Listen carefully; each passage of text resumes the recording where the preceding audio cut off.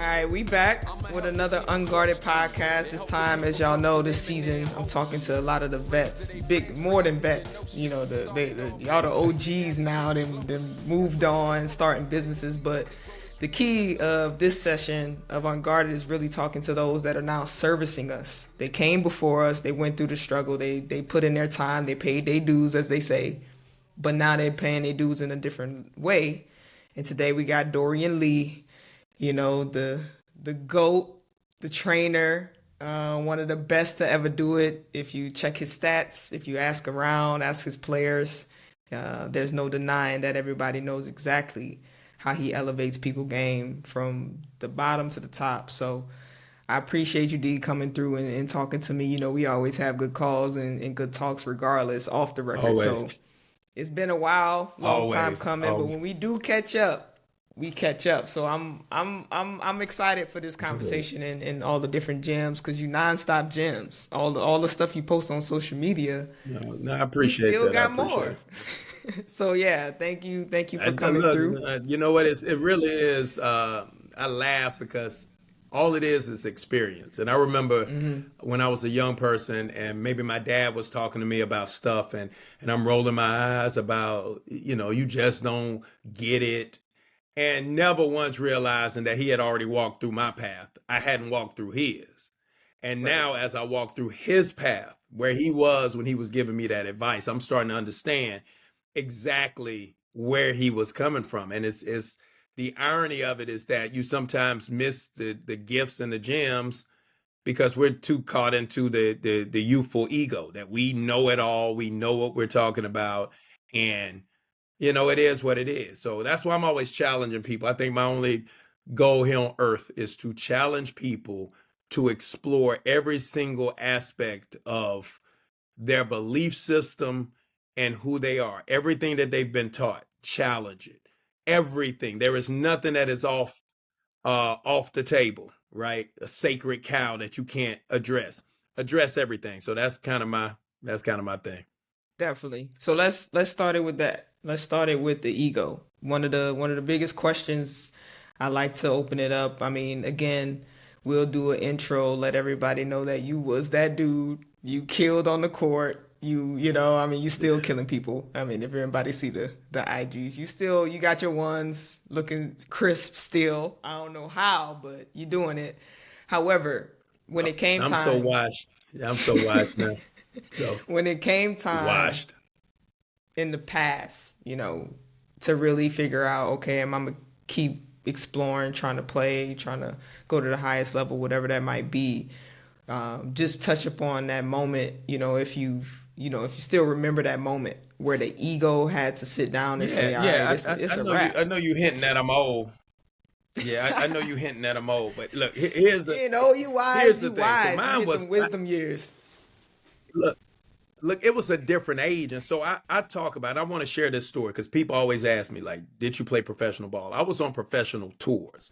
I played in Mexico and Austria where we were going to play for contracts. I had multiple contract offers two different times, and they were years apart. But I already had a daughter. I Mm-hmm. had my first child at 18. So my mindset, and this was a different landscape of basketball now, like literally, you know that I'm not just saying this, that I can get on the phone and I can help a player get to Europe with one phone call, Right. right? If the player can play. Technology, it wasn't like that when I came out in 94, 95. That it wasn't like that. So I had come to Atlanta for a workout, tried out with an agent. It was like a free agent combine, killed it. And I remember him telling me, like, look, dude, in a couple of years, you're gonna be making high six figures. You can make that type of money. And my vision was so low then because I didn't have people around me like me. I was thinking, damn, I got a car note. My dad just signed for my car. I gotta make X amount. He was like, well, I'm gonna pay you. I think it was we were gonna be on the like athletes in action, the professional tours. Like we were gonna be going around playing or whatever. And it's crazy because he was paying like $300 a week or $400. And I was like, man, I can't do that. Da da da da da. And unfortunately, I decided to wait. I played in that short stint in Mexico, a few months. And then I came back and I started working in corporate America. And, the irony of it is that all of my decisions, when I look back on it, and I think this is why I'm so headstrong and so, boisterous about getting kids to just stop for a second and trust that you don't know what you don't know, is because I experienced it. So even my college selection, right? I chose a Division II college with Division I offers from McNeese State, Southeast Louisiana, Western Carolina. I had other schools, but I chose North Florida because it was closer to the young lady I was involved with at the time. So I wanted her to be close, could see me or whatever. So I made a decision based on that. So would I probably let my son make a decision on that? Absolutely not. We would not make a decision based on that. If that is to work out, it would work out. If it's not to work out, it's not to work out. But we can't make decisions based on those things. And so that's really kind of my story. So for me, it was early when I was out of it, and I kind of was bitter at basketball. I knew how talented I was. Everyone who is from my hometown, they know my talent. I was labeled a hothead, a ball hog. I was labeled all of the stuff that you probably would get from talking about Westbrook. I was all of that. But I was immensely, immensely talented. I had, the athleticism was off the charts. But I didn't have anyone who could truly teach me the game. And for me to still end up with 1,600 points in college, to have a decent college career off of just raw athleticism, right? So just think about it, off of raw athleticism. Right. And now I look back at it and I'm just like, damn, if I had just stayed in it longer, if I had just said, you know what, bump this. I don't care about the little money. I'm going to go play because I want to play. But you got people who are not basketball people in your ear, and I know you can relate to this, who's telling you, oh, you can make that at McDonald's. Or you can do that because that's the famous slogan. Oh, you can make that at McDonald's. But you can't increase your earnings at McDonald's fivefold in 3 years. Right. But you can in basketball. Yep. If you put your head down. So that really was for me. So I was early. I was already in corporate America, and mine was kind of reversed. I was in corporate America, and I decided, no, man, I want to get back into basketball.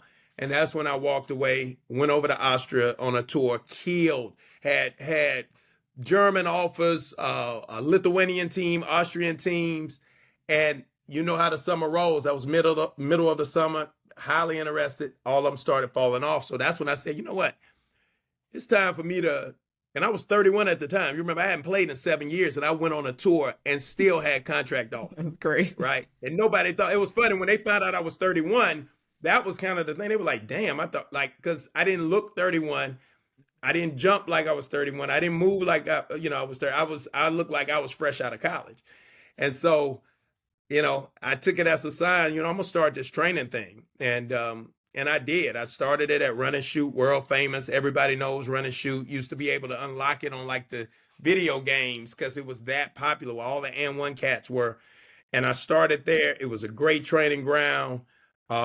It was a place where you took a lot of criticism. It's old school cats in there. It's hood cats. It's all walks of life. But all that stuff you doing ain't going to work. You showing these kids all this stuff. That's a travel. And I'd had to go through all of that. But, at the end of the day, it was great because it taught me how to keep my poise, composure, and take care of everything else I had to do. So, well, let's go back before you got to the training. Let's go back where you made the decisions. Of course, you walked away, went to corporate America. Between the time of corporate America and then saying, I'm 31, I'm about to go try it again. Between that time, though, what was your mental state like? How did you get through that time? Because obviously I know you talk a lot about, you were very talented. And there's so many people that if the wrong little mix of choices, the wrong mix of people, but you're sitting there and you're dealing with the fact that I know I can do this. I know I'm a beast. And I'm sitting here in corporate America. And you know what my mindset? My mindset was, I'm gonna make I'm gonna make $1 million in real estate. I was buying real estate at 25. I already had like 7 properties. By the time I was 25, I was gonna make it. I was gonna show. It's so funny. And the way that where I'm from, so you gotta think about it, people will constantly remind you because literally during that time, and I was doing well. I was doing well in corporate America. I was like number one at every job I ever had. I was like number one in the country or whatever. But if you saw somebody literally and you was like, hey man, what's up? I got a suit on, everything. And it'd be like, what you doing? I said, man, I'm working over here at Northwest Financial, or I'm a pharmaceutical rep. And they would be like, damn, dog, I thought you were gonna kind of be something. And that's was because of hoop. Like I thought you were gonna be in the league, and it's like a Or be so disappointment. as if, yeah, like So I'm as if sitting you're here not like, something now. Like you still something. Yeah, yeah, that's and I was sitting crazy. here like, you ain't just hear what I just said. I got 7 properties. I'm 25 years old. That Right. look nothing. They glossed over all of that and was like, damn boy, I feel like I'm homeless. Like, oh man, Right. Jesus, man, wow. Okay, well, best of luck. That's kind of how the interaction went. So it was a little attachment. We just talked about it before we came on about the ego being attached to, man, this is my identity, man. This is what I do. I'm that dude. But again, if you don't have the right pieces around you, it doesn't matter because I just didn't know. And I had no, at that level, the world was extremely small, meaning to get in contact with somebody like Lorenzo, to get in contact with Lorenzo would have been an act of Congress trying to figure out how do I Right. contact him. They have an agency, they have a landline phone. I've called 10 times, but he's never in the office. So I left a message. Like now, you people on cell phones, you can catch them at a game live. Right. It's like it's so different this industry. And so for me, I always say I just don't know in this era how anyone who has the type of work ethic and commitment struggles to make it. It's just so much access, so much availability, and it's not as much competition as people really think. It's not because everybody doesn't want this like that. So for me, I think that it should be an easier journey to becoming a player like you became. That, in my opinion. Gotcha. Gotcha. So during the time where you figured out that you were going to go into the training business, like was there somebody that talked to you? Was it more so like it was the way you felt you were going to leave your mark on the game since you didn't go all the way into a deep pro career? What Look, caused you to say, I'm about to be an entrepreneur? Was it that you were upset with corporate America? Like, I am not trying to listen to somebody else and work for anyone else. What yep. was that decision like? Yeah, it was a little bit of all of it, but the real game changer is when I was going to play in Austria, it just so happened. My fiance at the time, right? It was a wedding in Boston. And I went to a wedding in Boston, a friend of hers, and I get sat at the same table as Jay Hernandez, who's assistant coach with the Brooklyn Nets now. But he was also a pharmaceutical rep. So we sat at the table, and I didn't really realize because you look at Jay, and Jay will laugh when we talk about this, but you look at Jay and you just don't think he's as cold as he is. Like he could go. But he just looks like, nah, man, he okay. He probably okay.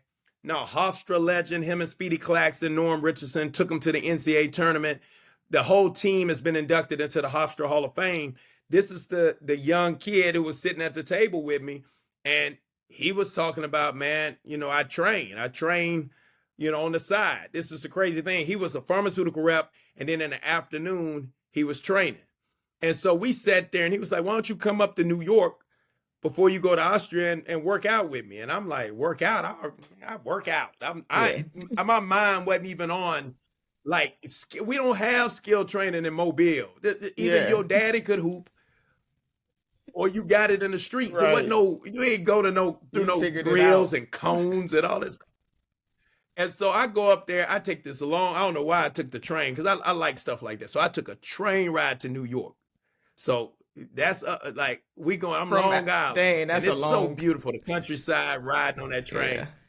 And I got there, snow up to my waist almost. The snow was so thick that week.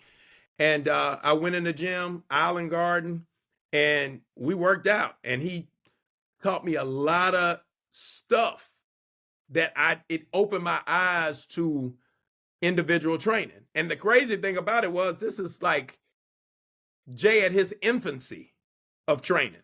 Like, he went on to be that's one of my, I call him one of the if it's a Mount Rushmore, he's one of them, right?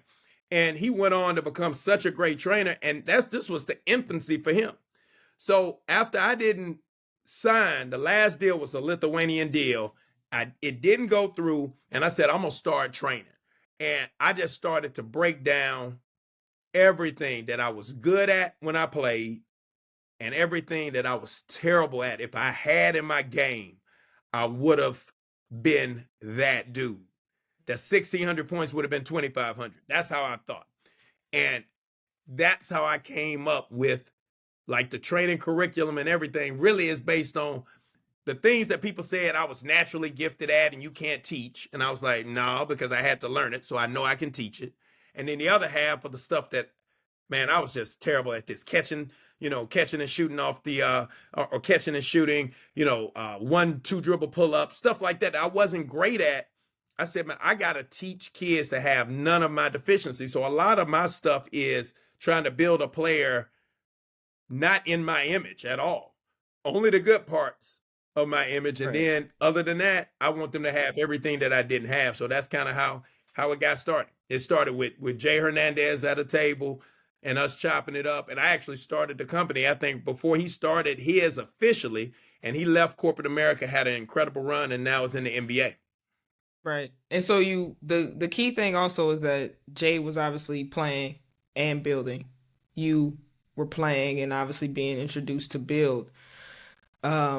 Just to touch upon that, obviously it's a different era we talking about with y'all for sure, because it's the resources and stuff players have now is even more, it's bigger. They got brand deals and everything, but Absolutely. touch upon the importance you think of just that grind of still being committed to the game, but you still were the same way with Jay, like thinking long term, and that you have to detach a little bit from your ego, because some players like, oh, I only hoop, I'm not, what you doing? Like, oh, you spending time on this? Nah, I don't need to do that.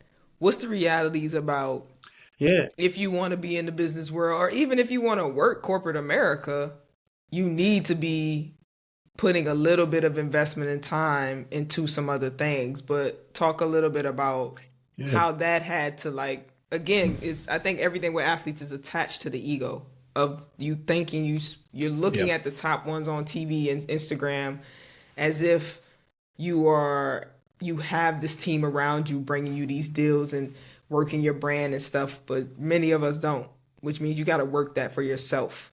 Yeah. And so I guess talk a little bit about that No, I transition agree. from playing to business and having to curate that for yourself. For me, it was rough because I was so young. I was still so athletic when I started training that, it was tough because it was times that, and I remember I told you at Run and Shoot, it was different. It was such a jungle type environment. People would call me out while I'm training. People would be like, oh, you doing all that training stuff, you won't come over here and do nothing with it, blah, blah, blah. So it was times that I actually left. I left clients. I said, look, this is on me tonight. You don't have to pay me tonight. Y'all come over here and sit and watch what I do to this crew of folks over here.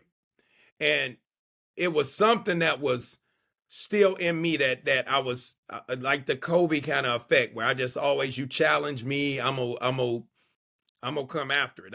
I'm gonna show you that I'm teaching kids and I can do, right? And that was a tough adjustment because it wasn't about me at that point. It was about the kids. But they also need to see how you deal with certain things, right? So for me, playing was just me continually playing was my connection, my rapport building with the kids I trained. Once they saw the stuff I was doing, they were like, I can listen to him. Right. So that's why the for me it was, I don't know if it was as much the ego as it was the need. It was the need for me to show them, okay, this is how we handle this situation. This is how you go into this environment. Because I used to do it all the time. I'll grab 3 or 4 of my kids, some girls, some boys, and we would go over there. And I'm the only grown man on the team playing against real grown men who could play. And we would hold our own on the court. I needed them to see how I handle that. How, when somebody started to get too physical, how I handled that. Was I ready to fight? Did I settle it down? Did I say, look, hey, look, bro, not too many more elbows. We're gonna let this go. Let's keep it clean. I wanted them to see all of that, because that's a part of the lessons that people don't get anymore. They don't get how OGs interact on the court, because they don't see the OGs play like that. So that was big for me. So yeah, that was and again, I don't know if it was, it had some ego in it to prove a point, but more of it was the need. I wanted to see kids, or have kids see me compete, and not just be one of those talking heads where, oh, when I played, I never did this. No, I want you to go over there and see me miss shots. I want you to go over there and see me, hit the game winner. I want you to see me dunk on somebody. I want you to see me turn it over, because now you're like, man, he's human, right? And I think you're going to always have greater rapport built when people know you're not perfect. And so I always wanted to put my stuff on display, right? Through that time. And for the transition going into business, because yeah, you are training, you're figuring out what things out you were good at, what you weren't, how to build this system. Of course, you had Jay possibly that you could refer to keep helping you cultivate your business from, like, what was your curriculum when you got a talent, and how you were going to help mold that talent. But talk a little bit about the transition from being an athlete to now I have to turn this thing into a business. What was that like? Yeah. It was the exact same. You have to become a corporate athlete. You have to become a business athlete. It's the same thing. You got to get up early, you got to work, you got to train, you got to plan, you got to strategize, you got to try to put together a good team. You got to present yourself the right way, meaning website. Before social media, it would be, YouTube, or just the website, which was the new storefront. Now, ironically, the website is no longer the storefront. Social media is now your new storefront, and the website is almost a little outdated in many people's minds. But I wanted to show that I was a professional athlete in training, meaning I'm a professional corporate athlete. I had the first one ever to have, like, I mean it, like, logos on the shirt, business cards where I could hand to people, scheduling system, stuff that people just weren't doing. People were just showing up to the gym, paying cash.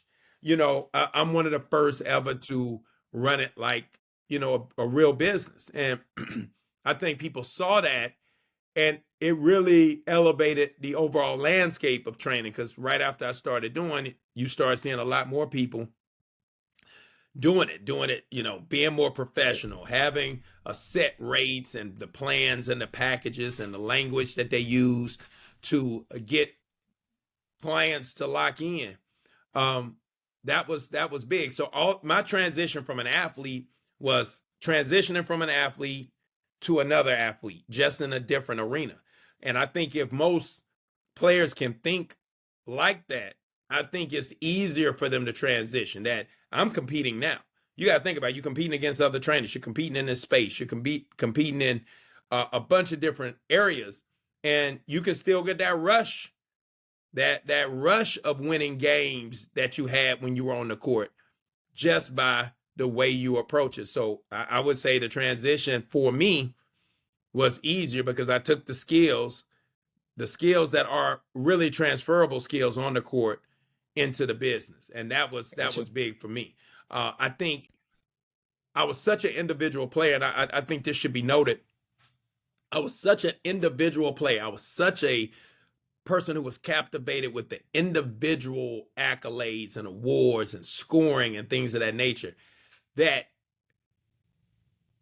really operating with a team was difficult for me, because the mentality is, oh, you don't do it, I'll do it. I got it. Boom, I got it. And what happens is over time you build a legion of people around you that always feel like, oh, you got it. I don't have to do it. Right. Right. And it doesn't foster a real team environment. So that was something that I think was my biggest adjustment was I had to stop being an individual athlete inside of my business. And I had to think more team inside of my business. And that was a huge, huge adjustment for me. Gotcha. Well, I mean, I could definitely relate to that because definitely when stuff not getting done quick, it's like I'm gonna do it, but you realize that that to-do list is stacked up, and you like, look, I need some people to step up and handle their own, do what you got to do. So I can definitely relate to that. So now And it's you tough. obviously, It you really know, is tough. right. It's difficult. Delegation is something that like people do courses on how to delegate tasks as a leader. And it's something you have to learn. And so as we transition, like you've transitioned, you're now in the business. And of course, the training business now has blown up. You got superstar Yeah. trainers, you got people that never hooped training. And one of the key things, again, that we evolve of what we're trying to cultivate is a network of really empowering those former athletes because you not only get someone that's servicing you, you get someone that has what was that landscape like for Uh, you to stand out and to shift and to be, you know, kind of at the pinnacle of what you were offering as a business because the market was getting saturated. What was that like for you? yeah, it was funny because I was going to talk about kind of the saturation and honestly, we can dispute whether it's true saturation. Like, people always will say, it's always market share. It's always people that hadn't seen you and this and that. But what happens is the training gets so convoluted in terms of like consumers really knowing the difference.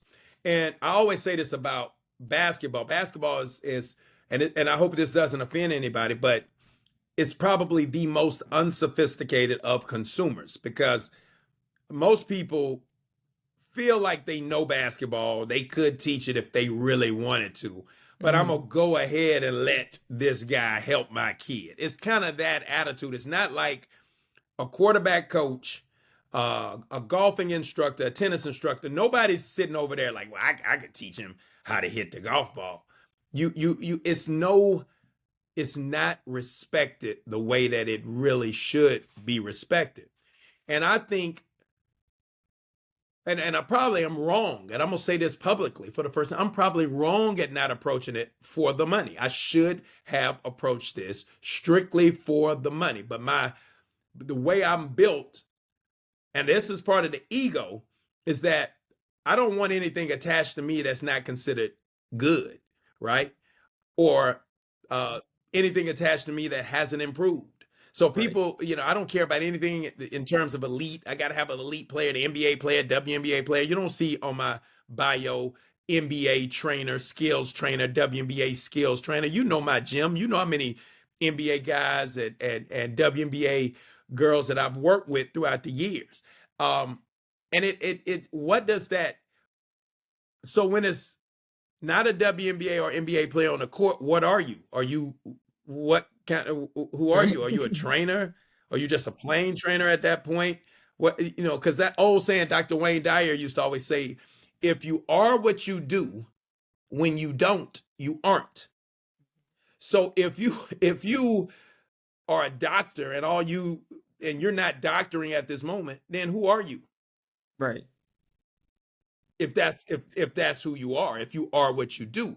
So I had to really take a look and say, look, man, I love basketball and I want them to have what I didn't have. And that kind of fueled everything in terms of how I taught, why I still teach, because this is something from a physical standpoint that I should have given up years and years ago from a physical standpoint.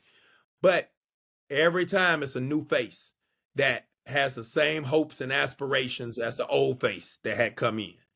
And it's sometimes hard because I know what's out in the market and I don't know if there's a lot of people who can deliver it in a way that helps them not only grow as a basketball player, but also grow as a person, understanding the game that's being played, the two games, which is what, We Evolve is about. It's two games.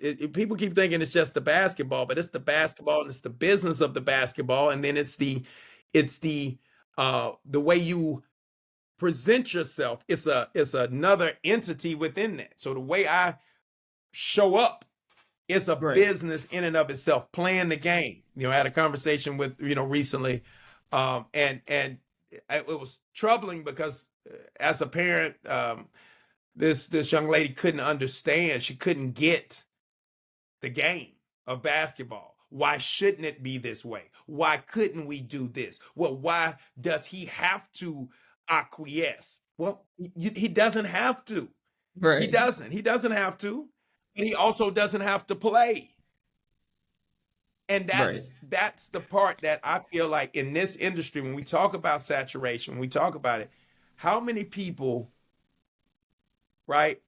I'm sure it's been times, I'm positive it's been times that, you might had something running in your mind and you hit me at 2 a.m.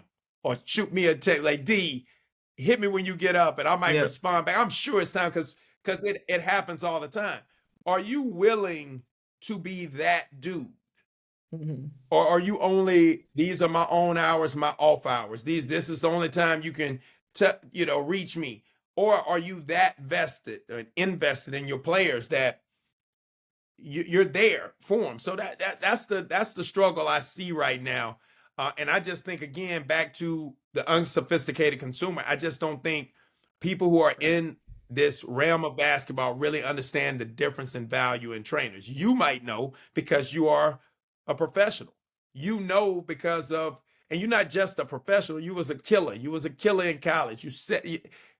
First of all, everybody out there, if y'all don't know, and I'm sure you know, but Joy was a beast, an absolute beast.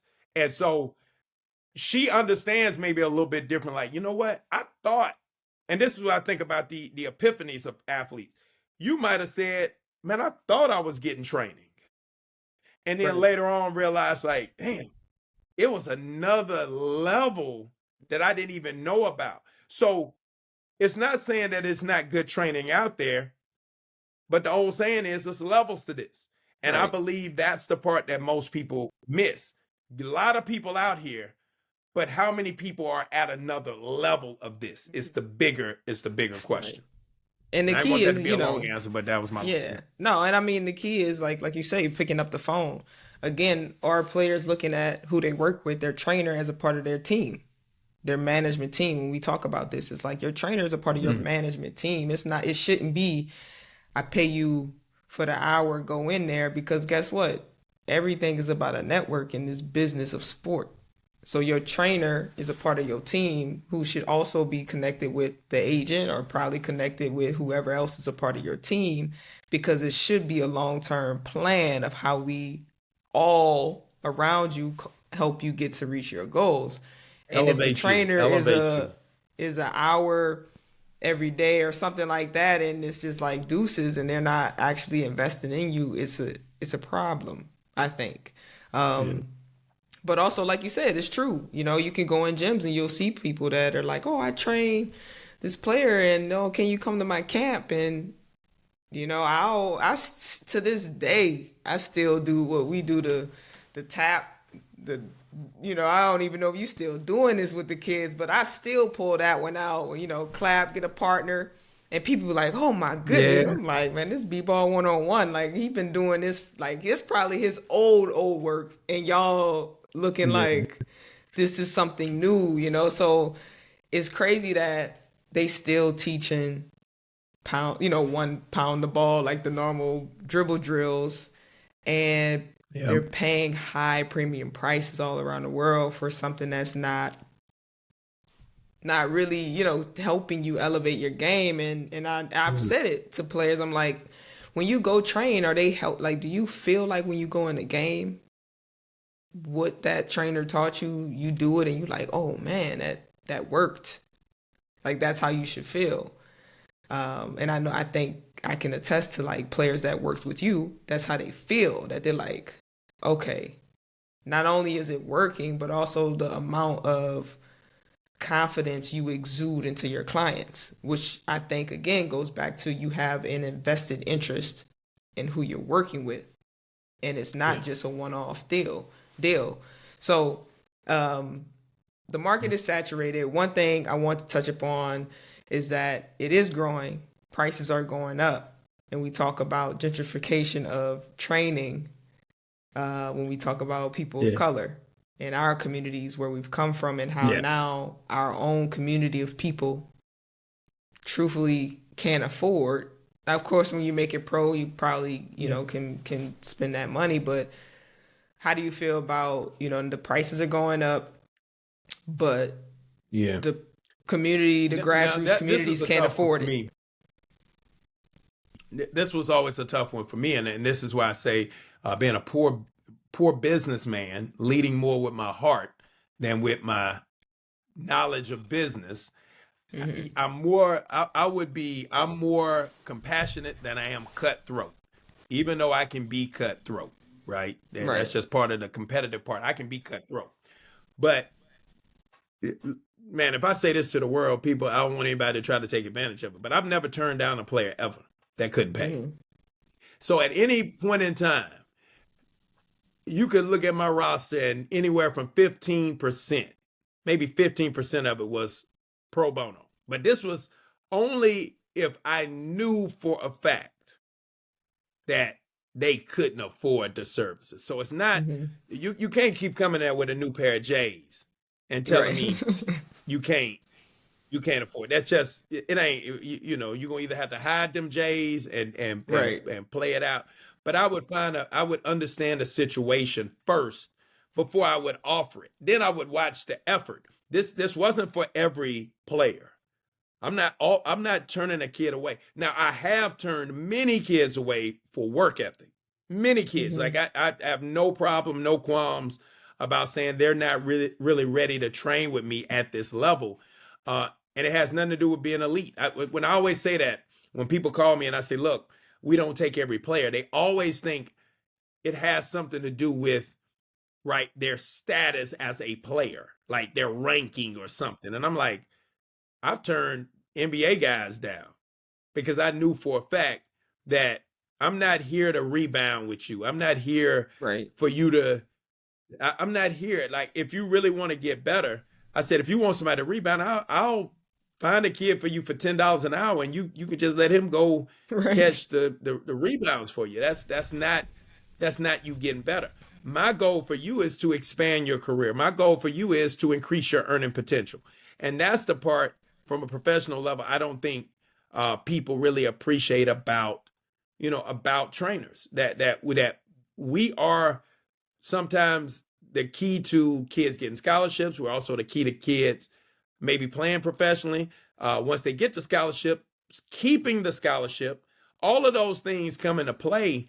And I think uh, if we don't have the types of trainers that are involved, like you said, that are involved and are giving of themselves, I think most of these kids are really ill prepared to handle any of the adversity that they will absolutely face. There's no way around it. It's no way to avoid the adversity. You're going to have some level of a coaching issue at some point. You're going to have some level of a health issue at some point. You're going to have some level of a confidence issue at some point. Like I don't know when it would be, but it's going to happen. We all go through it. And a lot of times you start to see how people don't have people in their lives to refocus or repurpose their mind when that stuff happens. And you need people in that space to do it. But yeah, the prices are going up. It's crazy. I do think at this point in my life, I have to be paid for my services, right? I have to be paid for my services because unfortunately, I know the value of my services even before the person who's receiving them knows the value of it. So it's and the track record actually states that. Uh, but I do think there is a happy place. I think we still have to be affordable. And Right. we have to be affordable, reasonable. But that doesn't mean, like I said, that we can't have high ticket items and people purchase those high ticket items. I don't have any problem with that. But I do have a problem when that is the primary reason you're in this. You're in this for the business. You're in this strictly for the money. And there's people out there right now say you're crazy. You are in it for the business. But we're in the business of people. This is the people business. So no matter what we're doing, it's a life that's affected by what we're doing. Now, if we were just selling product and they purchased it and put it on their back and wore it, that's different than having to speak to the spirit of the kid and speak to their heart and their confidence. And that's totally different in my opinion. So I think that's where people get cost and value confused. People don't really understand the value, even though they recognize and understand the cost. They don't understand the value of it. So if a player is looking to really elevate their game, I mean, there's even pros I know that, they're like, I know I don't have it. I need to do something because I know I'm right there, but I need that help. What's your advice for finding that trainer? Because this is, like I said, it's a lot. It's a lot of noise on IG, and obviously, of course, you can ask other players. But which one? How do you identify the right trainer? And then two, when you're talking to these trainers, maybe interviewing different ones, which I'm a fan of talking to many different people. What are some of the key things a trainer should do before working with you or when they're working with you to know they're about to help you elevate your game? Like, what are some of those, I guess, green flags, red flags, and Yeah, then how do they identify the yeah, trainer? this Because is it's a lot out there. this is a good question because I have a chapter dedicated in my book about this, about how we identify every level of a trainer, how we even identify AAU coaches, like what's the best team for me, the best fit for me. I Mhm. think it still comes down to, it kind of boils down and along the same lines. I think number one, you need to find someone who, first you need to look at philosophy and methodology. I have to always say this. Experience for me, I'm always big on people saying, well, who has he worked with that has done this? It don't matter because I had to start somewhere. I had no clients at first, right? So now I have experience. So it would be contradictory of me to be out here telling folks that they just need to go to people with experience. No, you need to go to someone who has vision, who can see where you could be, who is organized in how he's going to go about doing it. Say, look, trust me. I know this can work with her, right? Just trust me. I promise you. I'm going to give her everything I got. And somebody's got to give you a chance, right? So I would be more concerned with first of all, presentation, man, how you go about doing it, how you reach kids, how you teach. Do you have a penchant for detail? Because we got a lot of people in the game who's been in it for a long time and they missing details now because they burn out. They don't Right. care anything about it anymore. So the experience alone isn't enough, right? You got to have someone who has that detailed eye, who has a philosophy. What's your philosophy of training? What do you want to accomplish with every player that comes into your door? What is your methodology? How do you get to this end result, right? Is it cookie cutter? Is it the same thing with everybody, right? How do you teach, right? Is it a combination of kinesthetic, auditory, visual, what do you do? Do you try different things? How do you push the athlete to be the best that they can possibly be, right? How honest are you with the athlete? These are all things that parents can use, tools they can use to judge if they're with the right person. Now, the thing you asked, you said they ask other people. I love it. I think referrals are great. But even for all of the referrals that I get, when people refer, I said, no, I really want you to go out and take a look at what I do. Most people will come as a referral and still have never seen what you do, know nothing about you.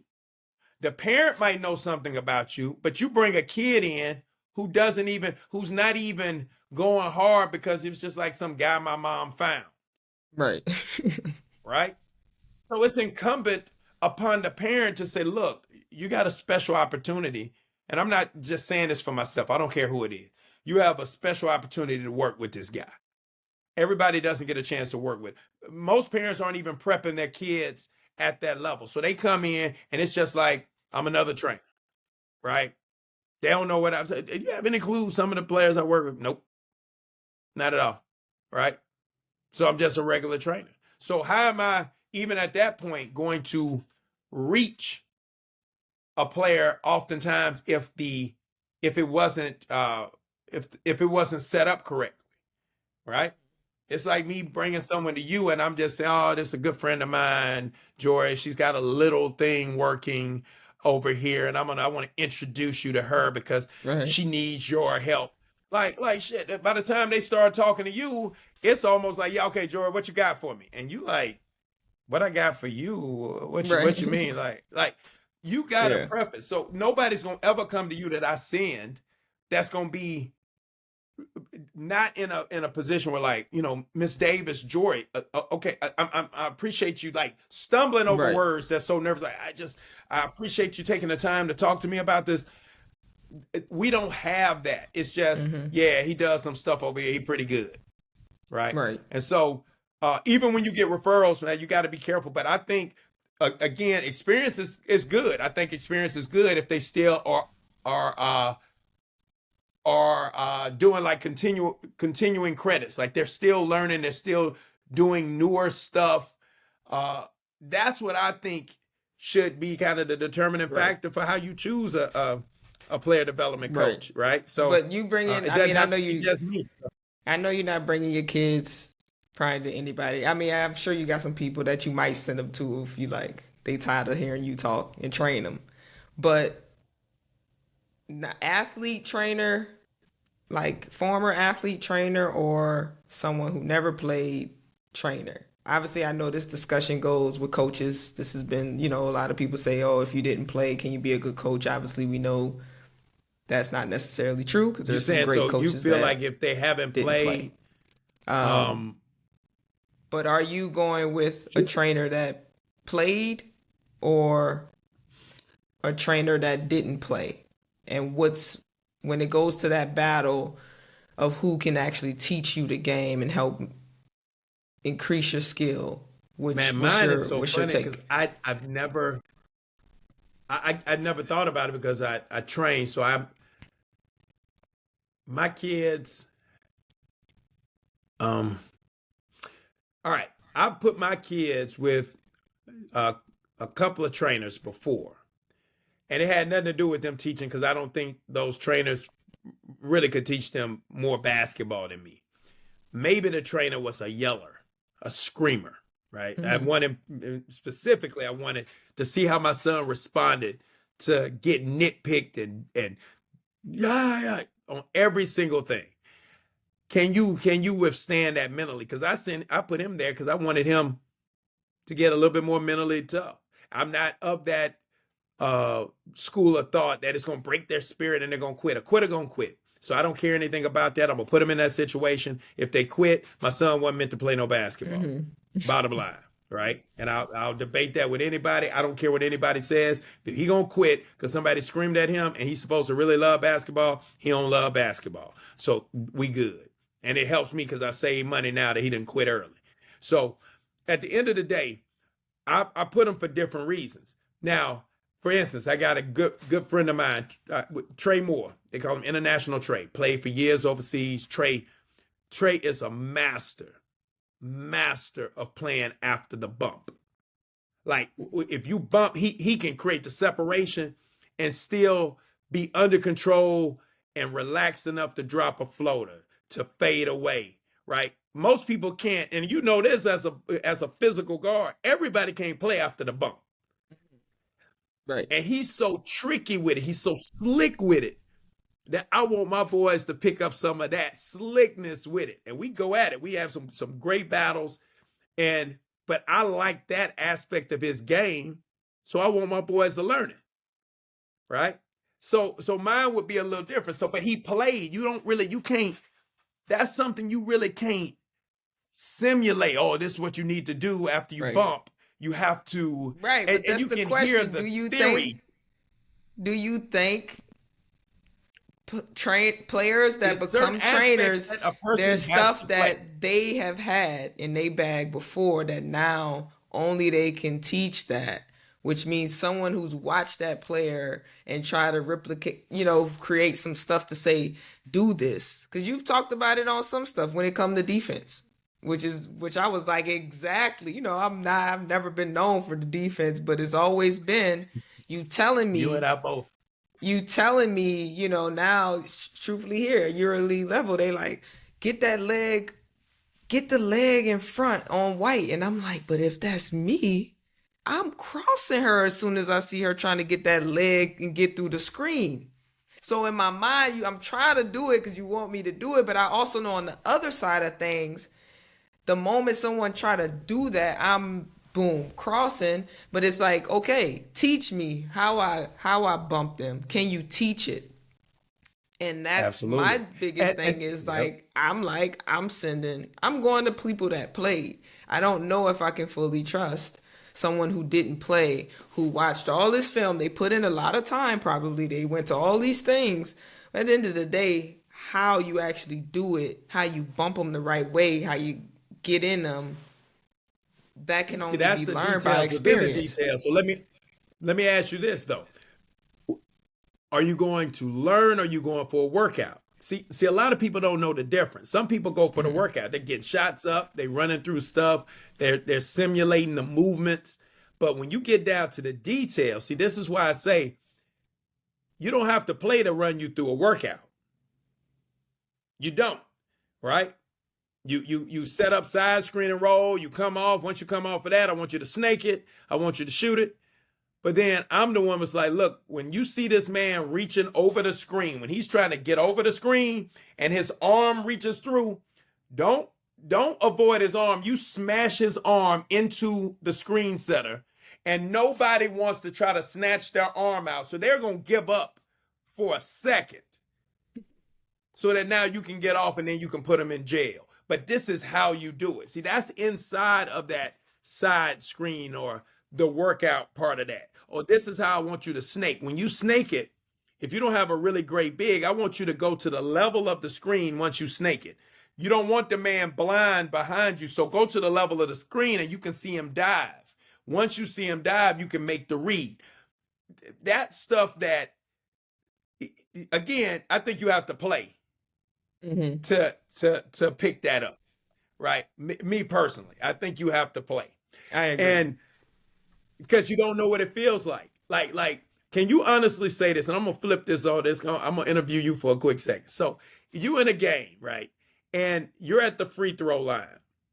And this is this guy who's never been in front of 6,000 fans, 7,000, 10,000. And he just says, you got to concentrate. You got to breathe. You got to relax your mind.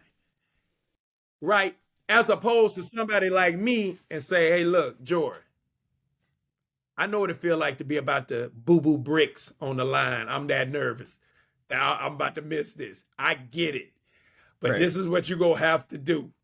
Right? It's okay to feel Right. like that, but you're going to have to take a deep one. You're going to have to look out into the crowd and take it in, absorb it. Look back at that rim and you knock down that shot and you Embrace walk out. it. But just the connection between he know what he right. I be about to boo brick, man. Sometimes, even in I've been in this situation 20 times, and sometimes for whatever reason, I start to think about the miss. 9 Right. times out of 10, I don't think about the miss. But we can talk about that. You can't talk about that if you've never been in it. And the generic canned responses don't do enough. You saying you got to breathe. How do I have to breathe? Right. Right. And this real talk. So I'm gonna jump on that. Like what you say about the difference in trainers. So for instance, if I tell you need to drink water, am I telling you how to drink water? Like people don't know that studies suggest that you should drink water while sitting down. But we've always heard drink water, but we've never heard how to drink water. Right. Right? Now, eating food, we've always been told you need to start eating right, a balanced diet. But how many people have told you that the order in which you eat, the carbohydrates, the fats, and the proteins, how it affects how you digest the food and your glucose levels at the end Right. of the meal? Not many. So I can tell you to eat right, and then I can tell you how to eat. Right. Right? So that's the same with Yeah. basketball. You can't. So am I wrong when I say you need to eat your vegetables? You got to have a meat, got to have a starch and carbohydrate. Am I Right. wrong? No. But I Yeah. still didn't tell you How? how to do it. Right. Which is a lazy. It's a lazy response. It's lazy. You know, it's like you want the player, and again overseas, I think that's, you know, again maybe stateside too, but a lot of times the overseas space, especially for the Americans, where you have to be that person. That's how you keep the job. But it's like you have to figure all this out on your own, because some of the coaches, and obviously, you know, there's not many trainers. You've been over here. There's nobody doing like what you're doing. But when you get in these situations, the coach gonna say, "I need you to do this." They love saying execute the pick and roll. There's nobody in my Absolutely. life but Dorian that has ever taught me anything in the gym about how to execute a pick and roll. And I haven't even gone through as much time as I could have, because you already know my mind started to shift years ago, where I was like, you know, I'm about to, you know, travel, I'm doing this. But they always say, I need you to execute the pick and roll. How I do that?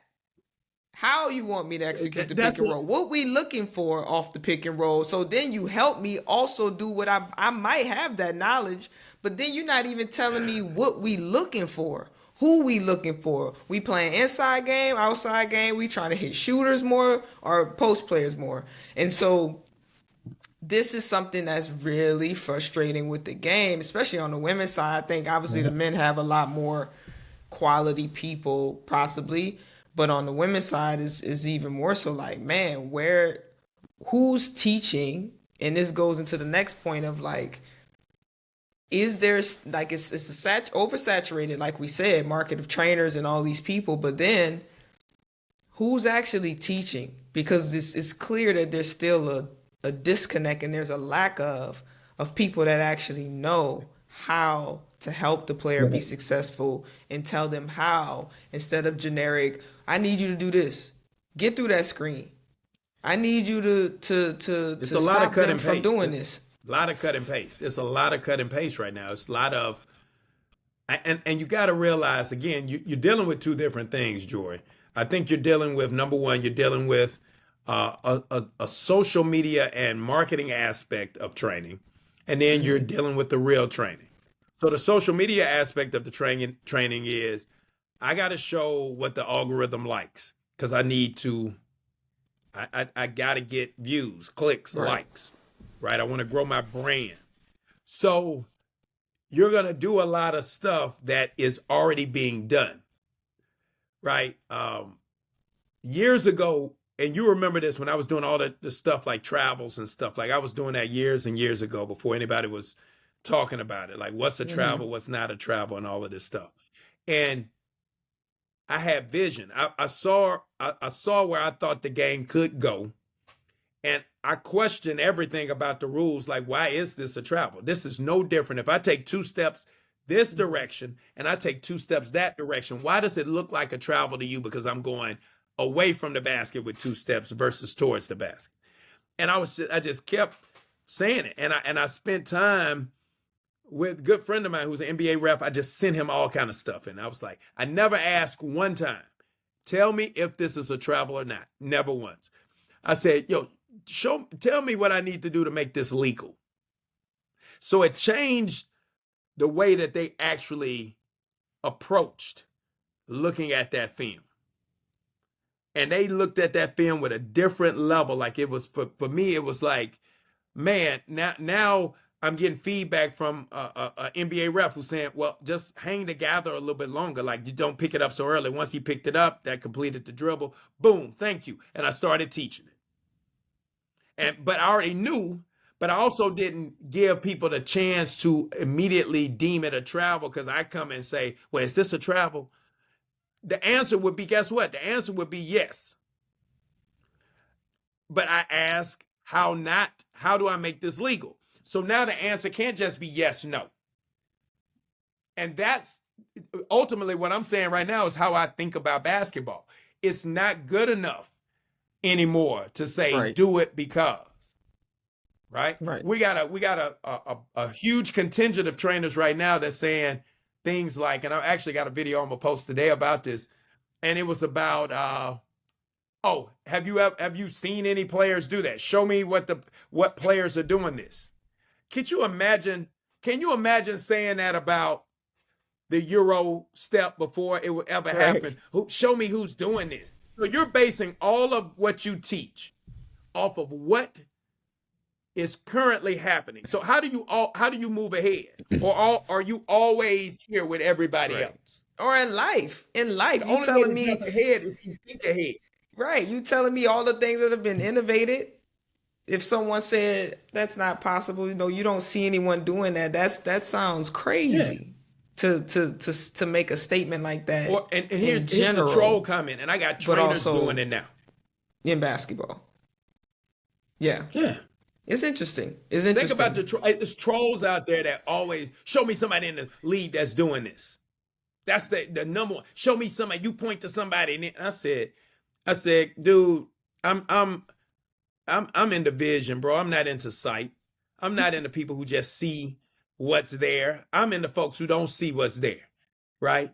Right. I say, man, every single person, and I think this, even with what you're doing, to always give the level of encouragement to just, you keep doing what you're doing. You keep pressing.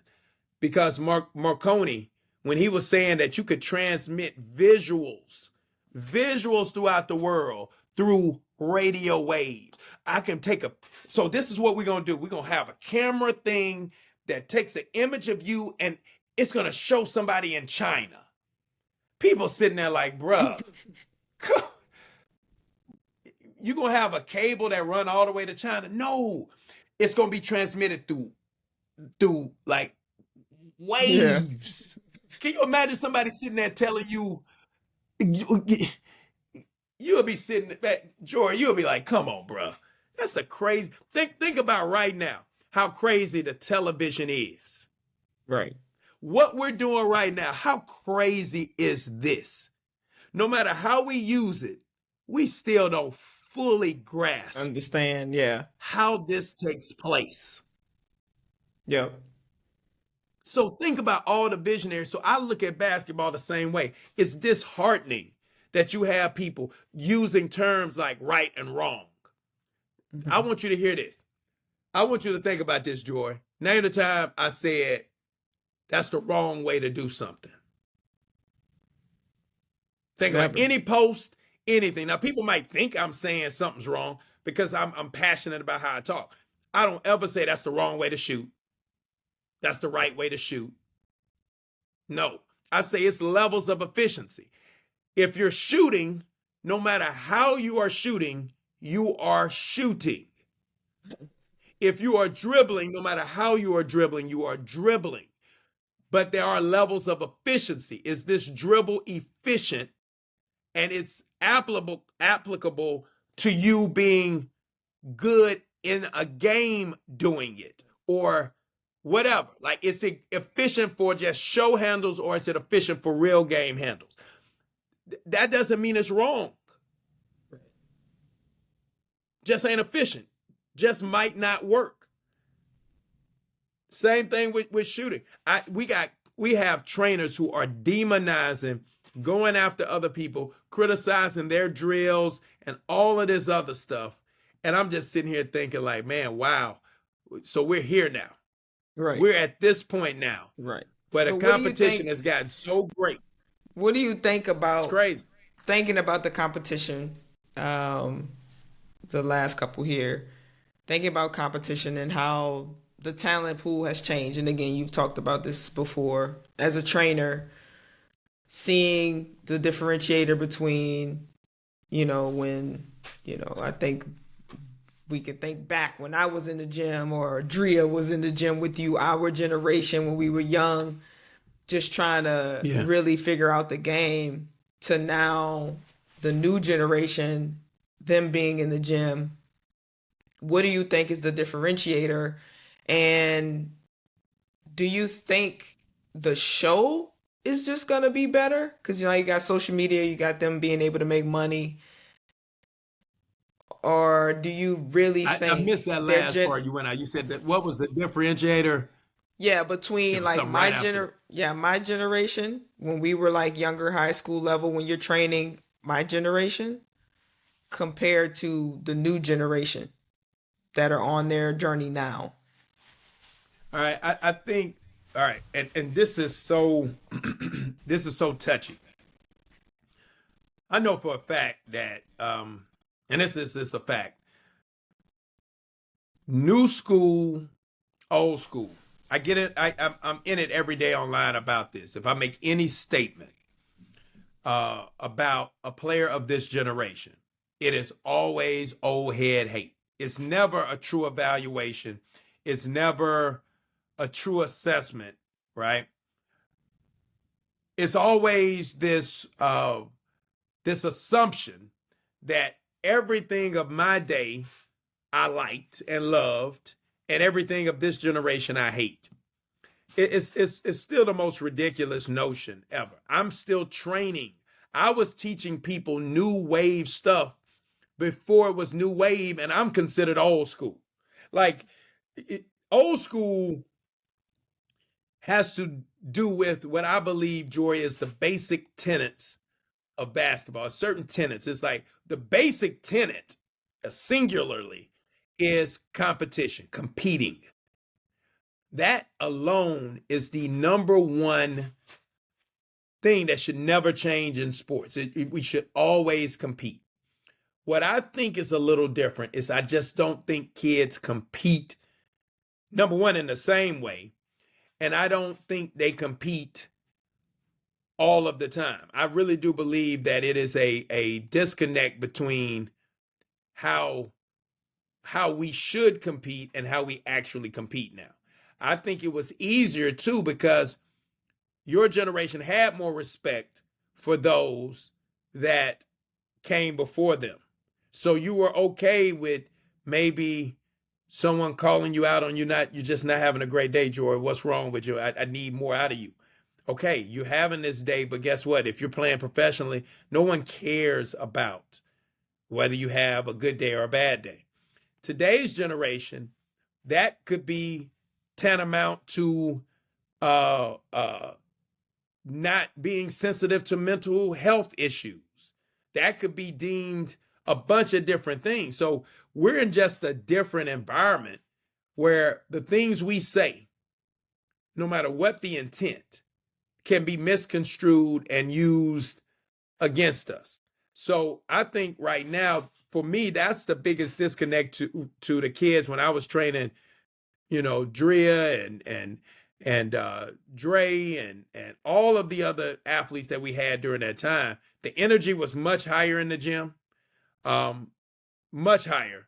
And then now, I think, again, it's the things that we could say to kids. It's just only a few can really take it and use it to become as good as they can become. So I know a lot of, I've heard it from my generation of old heads, like, oh, y'all got everything, we didn't have that, which is totally wrong in my opinion. We should always be elevating the game. But also there is this question of, do players have, it's a mix of like, you eating someone, was it, I think Daquan said this, or he probably stole it from you, are you eating sugar sandwiches, or are you eating steak and potato dinners, like now they getting a lot of resources. Now they have all the mental health, make sure you get your rest days. It's almost like, is it kind of hurting in a sense because some players have everything is set all nice for them, And actually, it isn't the reality of life when you do leave Yeah. that game. And so I guess it's like, yes, we do want better. We do want better pay. You know, like, hey, let's get better gyms and let's actually have a real trainer. Like, yes. But do you think you see that the new generation is a little bit softer? And how do you see that transferring when they now I don't see it have? playing out. When you look at particular players, you look at people like Jimmy Butler, who in my opinion, I think in 30 years ago would be just an average NBA player, solid. He would get time, but he wouldn't be a superstar in my opinion. But because Jimmy is so tough, he plays so hard that in this era, it elevates him above many of the players who play. What I think we're missing is playing because I like it. I want to play. I want to hoop tonight. I want to go against him tonight. It's no way like when Kobe, you hear Kobe talk about it, you hear Jordan. I'm not ducking anybody. Like if I got Vince Carter up and my back was hurting, I'm gonna figure out a way to play. I'm not ducking that. Nobody's finna tell me that, oh, soon as Vince came to town, your back was hurting, huh? See, that's that kids don't have that. They don't have a problem with it. They go sit down and be like, man, my back was hurting. I mean, what do you want me to do? Go out there and get embarrassed and then you say I didn't play? Man, it don't matter because you're gonna have your next time when you are healthy to playing, and it gives you more fuel. That's the competitive nature that I believe is missing. One thing about my gym still, right? We have a sparring gym, a boxing gym. It's like gladiator school. You're going to spar when you come in there. Cones don't fight back. You're going to play, right? We going to play against each other. We're going to 2-on-2, 1-on-1. I'm going to talk shit. I'm going to have everything in there elevated because that's what I'm always doing. I'm trying to prod. I'm poking. I'm poking, right? And people might look at it for whatever reason, but I want to see, can you deal with this type of pressure? Because if you can handle this stuff, the game is easy, life is easy. And I think that's it. But you could ask yourself the question, if you were given everything, how would you even value it? How would you even see value in it if you always had it, right? If I open up the refrigerator, there's always food.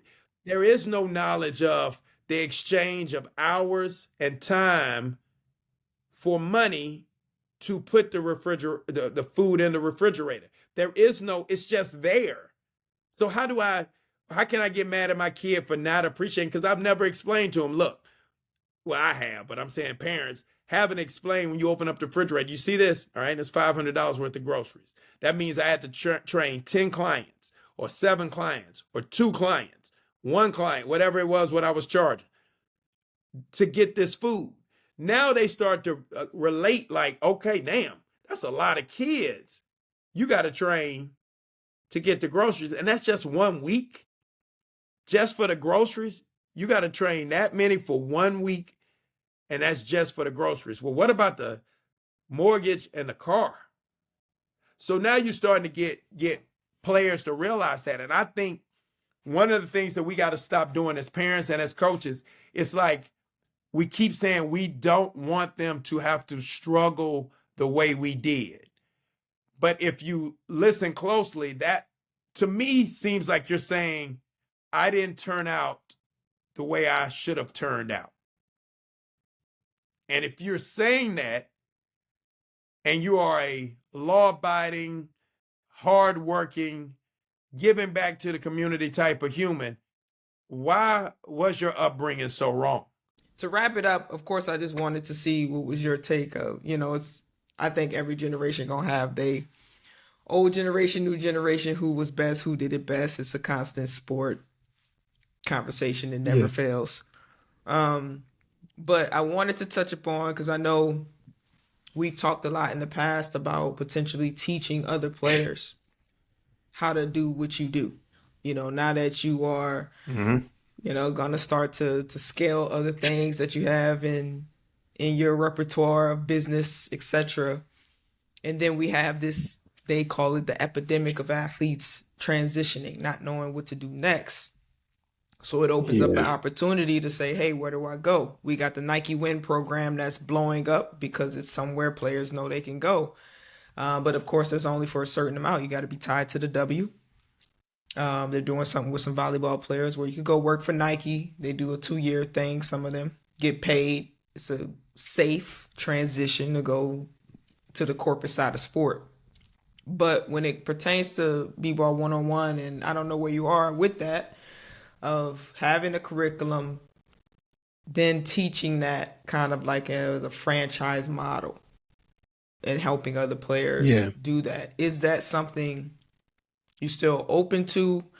What's your thought on that? And of course, you know, for players that's listening that might want to get into training, you know, what does that look like for them to what go I'm into interested in is what I'm interested in is birthing people into their own teaching, like meaning teaching them how I train and what I do so that it sparks them to do what they do and teach the way they teach. I'm not interested as much in creating a franchise and the name has to be this and b-ball 101, because at the end of the day, you really can't replicate it. You can do the drills, right? You can do a lot of it, but can you really replicate me? You can't. You can, and that's the thing that I've struggled with. I've struggled with, and but I realize now that you don't have to be me. You shouldn't be me. You should be you. But my gift, I think, is teaching people how to tap into their past, their experience, their careers, and use it to enhance their teaching, right? And how they teach. So I just believe it's no need for me to truly franchise it. Now, teaching and having people come in and mirror and shadow, yes, because I think they'll learn quite a bit in terms of, you know, how to deal with different personalities, how to mix it up.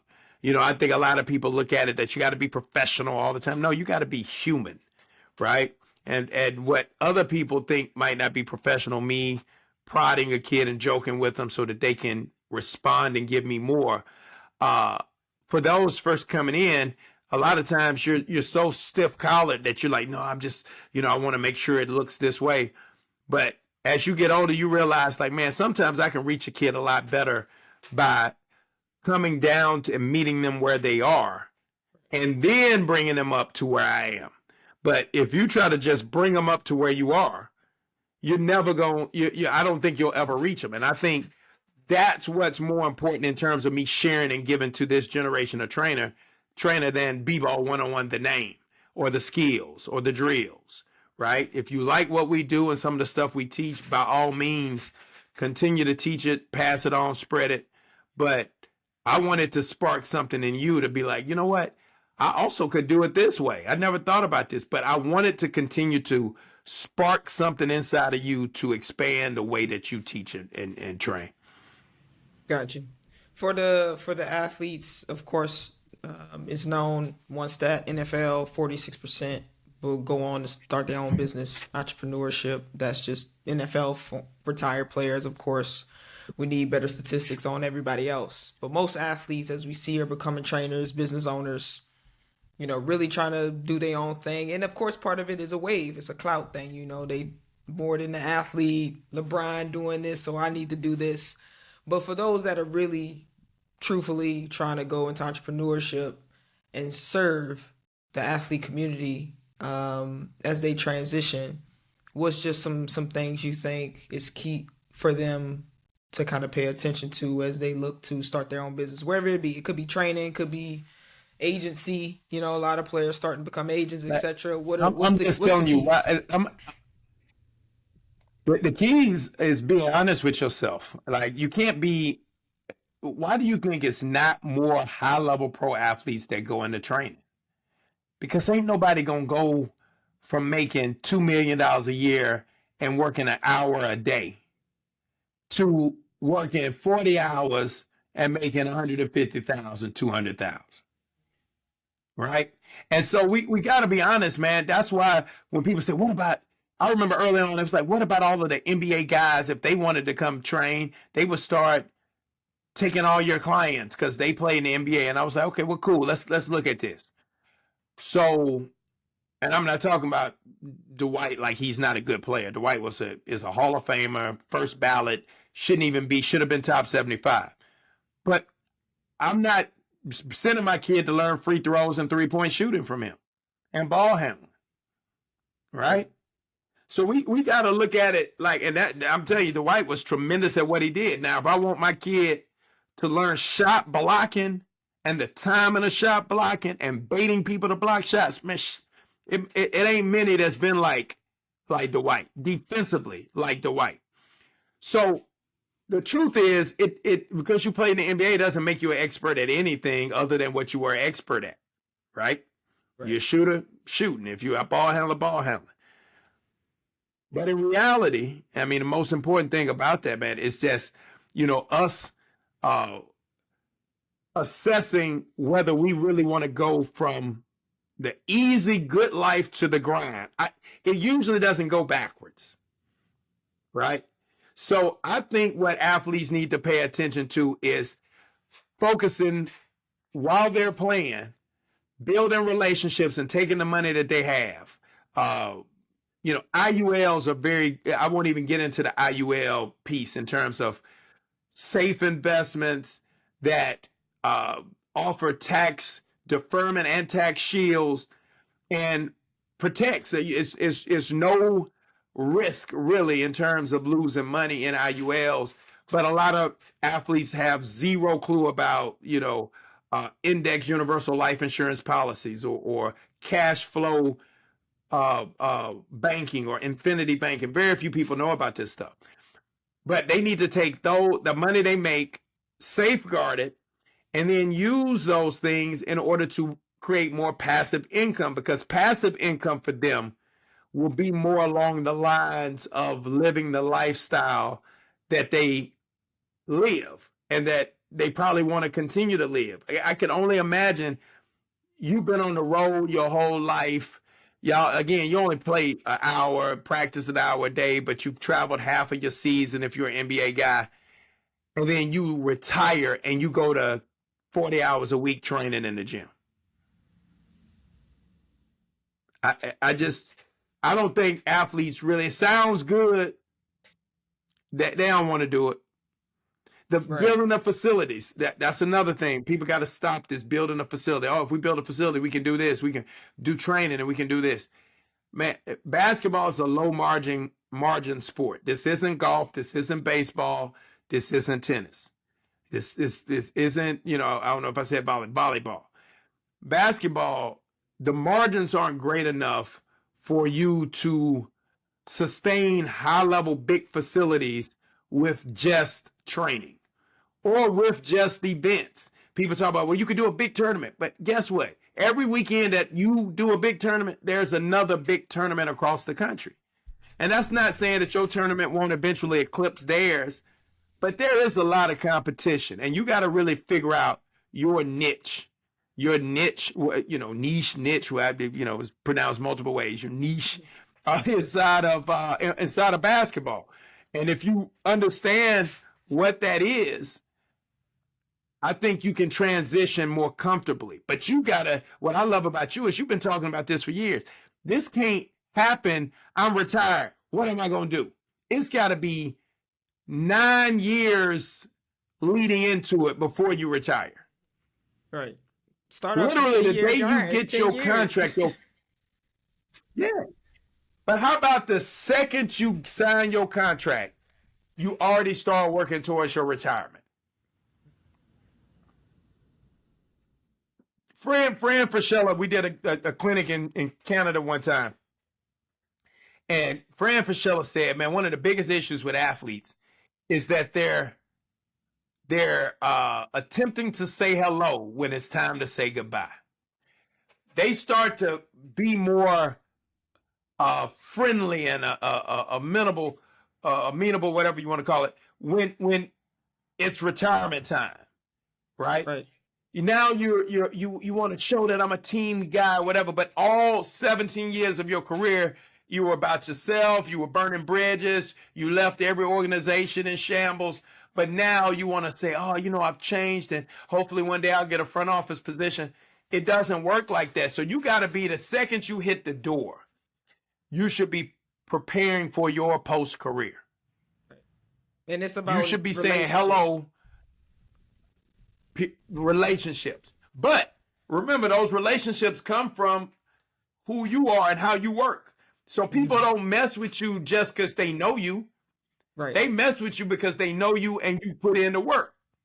Right. And so, quick, because I know we've been on here a while. Going back to that, which is one of the things I've tried to always pay attention to, which is one of the reasons why I sat down, it's 5 years now, and said, okay, this came before me, this one came before me. I don't like that, I don't like that. What's the trend here? A lot of players, you've known a lot of great players. How much does that clout of being the best now, let's say they got thousands, millions of followers, whatever, how much of that, when you no longer have the leverage of your likeness because you're no longer playing, and I've heard this from a lot of former athletes, like, when I was done, that the phone, everything is not the same. And I mean, we hear it from every level, but it's like, I don't know if players don't listen, but for me, I personally listened. And it's just like, have you seen it where that player goes from being the best, they playing, they the best, they hooping, they got followers, everybody. Now they're in the real world, in the sport world. A lot of them go coach, whatever. Does that clout transition to business? Does it transition to life after sport? Does that clout, if you're not Kobe, LeBron, of course, I'm not talking Kobe, LeBron, I'm talking everyone else. Does that really help you succeed and start making money and generating other opportunities after playing? Or if you're not really building strong relationships? Yeah, for me, I look at it as, it hurts people, because I think once the mind has been expanded, it's hard for people to go back to where it once was. Remember, we played the game for free.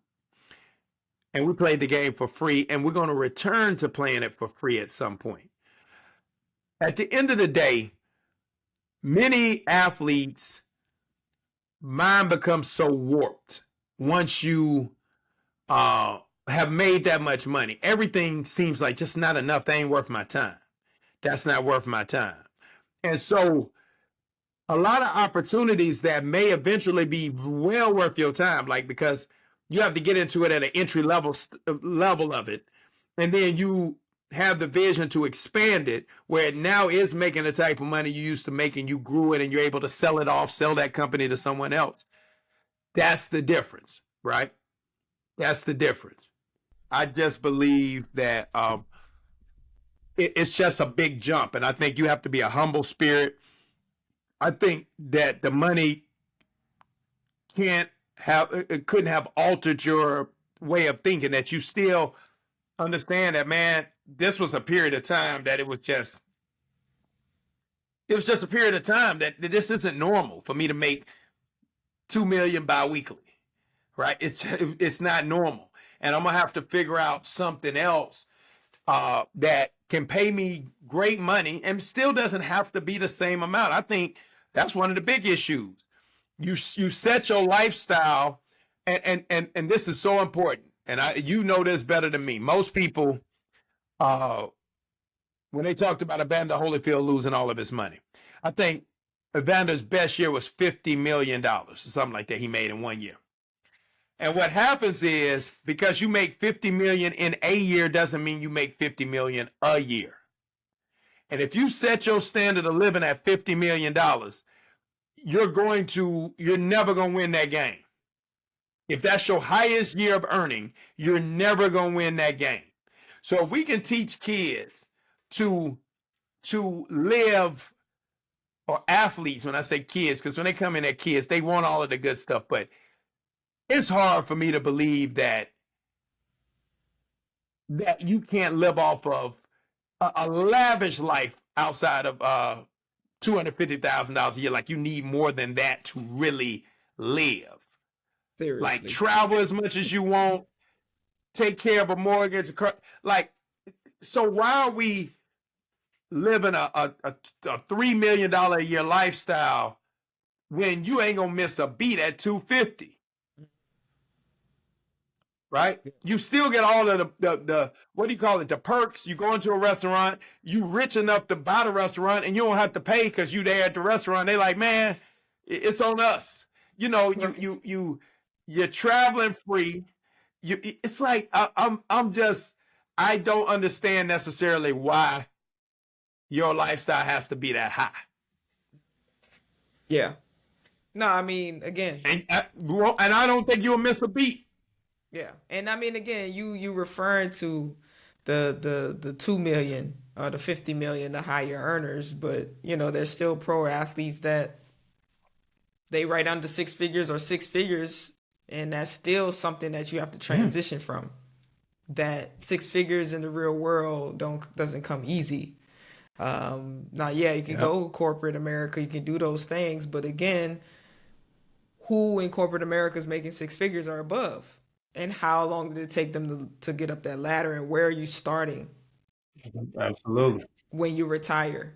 And so, Yeah. I mean, again, it's definitely just again going back to the respect for and the value of athletes that are now entrepreneurs, that service athletes. Again, that's the whole point of this segment of the podcast, of just connecting, making players aware of players that have done it, who's still around, but doing it in a different way, and starting to tap into the resources, not only as you as a trainer and Dorian's a trainer, connect with him, but also like he also had to transition and build a life in another way, and that value of being able to tap into that to say, yo, hey D, I'm starting this business, what you think?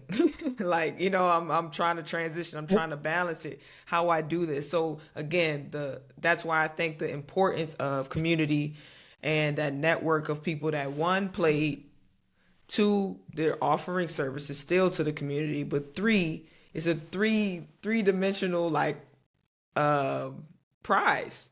And then now I'm also able to tap into you for things that are coming next and have that as an opportunity. Yep. And so again, bridging that gap between not only you guys as service providers and what you do for us while we're playing, but making it more of a networking thing where that degree of separation isn't so large. So that's one of the key things I think is my important. last note, and I think it's probably the most important thing for any athlete to get, is that we really have to understand the power of one thing.